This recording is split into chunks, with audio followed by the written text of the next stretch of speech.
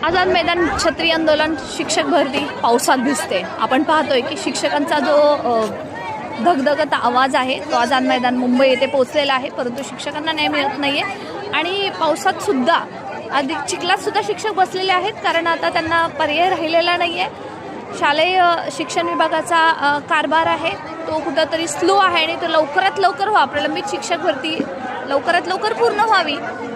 विधानसभेत आचारसंहितेपूर्वी आणि त्याचबरोबर शिक्षण सेवक रद्द करा अशा बऱ्याच मागण्यांसाठी हे आंदोलन चालू आहे आणि तरीसुद्धा अजून न्याय मिळताना दिसत नाहीये।